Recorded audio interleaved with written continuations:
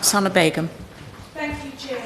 In February this year, I secured and led a debate on the humanitarian catastrophe in Gaza. During the debate, I quoted Save the Children International's Chief Executive Officer's harrowing plea, "We are running out of words to describe the horror unfolding for Gaza's children."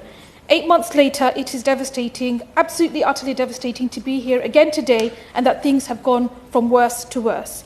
As such, I urge the government today to refrain from the insult of the usual euphemistic phrasing of speaking of too many civilians being killed or broad references to the humanitarian situation without condemning the actions that are so clearly responsible. This is not about some random natural disaster. It is just beyond disturbing that so many cannot express a simple condemnation of the type of war being conducted by the Israeli military, the unprecedented death toll, the violence against women and children, the deliberate targeting of civilian infrastructure, the blocking of aid and the weaponized starvation. It's just not enough to repeat the lines that Israel must uphold international human rights standards in theory when it is so clear that they have not and are not doing so and have effectively been given the go-ahead to continue to not do so.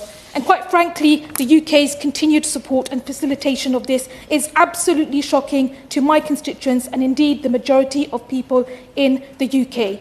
No matter the brutality and censorship at home, the silencing, the spin, and the inescapable truth is that civilians in Gaza, including large numbers of children, are facing healthcare shortages and diseases. This is what happens when hospitals are targeted and health and sanitation and other infrastructure are willfully destroyed.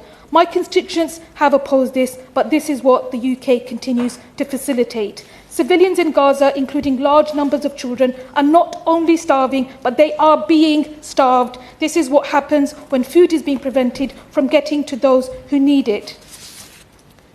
Civilians in Gaza, including large numbers of children, are not simply dying, they are being killed. The lifting of the pause on funding to UNRWA is a welcome step forward, but as we speak, new mass displacement orders will worsen the entire already dire situation.